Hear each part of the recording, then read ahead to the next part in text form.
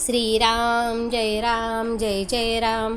आपण ऐकत आहोत गोंदावलेकर महाराजांची प्रवचने. 6 जानेवारी. नामरूपाचा संबंध.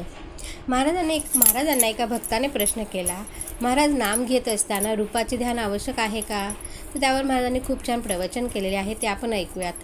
वास्तविक नाम आणि रूप ही भिन्न नाहीतच, पण नाम हे रूपाच्या आधीही असते आणि नंतरही उरते.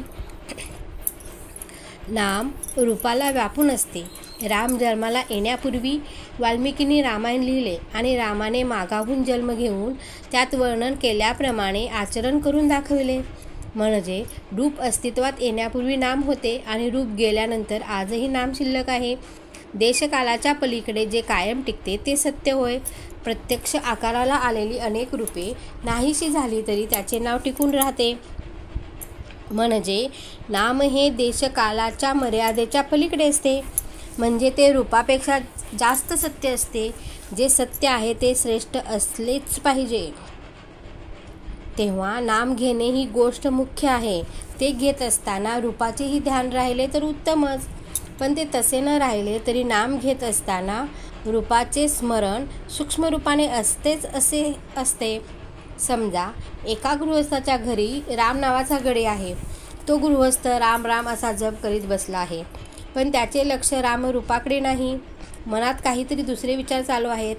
अशावेळी त्याला जर एकदम विचारले, तुम्ही कोणाचे नाव घेत आहात, तर अर्थात रामाचे असेच उत्तर तो देईल. हे उत्तर देताना त्याच्या मनात दशरथी राम हीच व्यक्ती असणार, रामगडी ही व्यक्ती नसणार.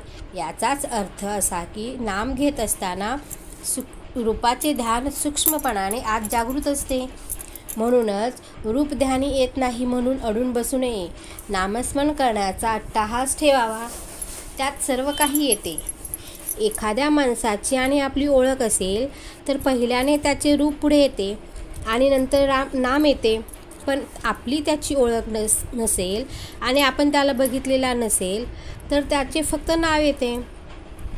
आज आपल्याला भगवंताची ओळख नाही म्हणून त्याचे रूप माहिती नाही, परंतु आपल्याला त्याचे नाम घेता येईल. साध्यासुद्धा त्याचे नाम घेताना त्याची आठवण आपल्याला होते, हा आपला अनुभव आहेच. भगवंताचे रूप तरी निश्चित कुठे आहे? एक राम काळा तर एक राम गोरा असतो, एक राम लहान तर एक मोठा असतो, पण सर्व रूपे एका रामाचीच असतात. भगवंत स्वतः अरूप आहे, म्हणून जे रूप आपण त्याला द्यावे तेच त्याचे रूप असते. यासाठी आपण कोणत्याही रूपामध्ये त्याचे ध्यान केले तरी चालते. नामातून अनंत रूपे उत्पन्न होतात आणि अखेर त्यामध्ये ती लीन होतात. म्हणून भगवंताचे नाम श्रेष्ठ आहे. हे त्याचे नाम तुम्ही आवडीने घ्या आणि आनंदात राहा. दानात दान अन्नदान, उपासनेत उपासना, सगुण आपणाची उपासना आणि साधनात साधन नामस्मरण. श्रीराम.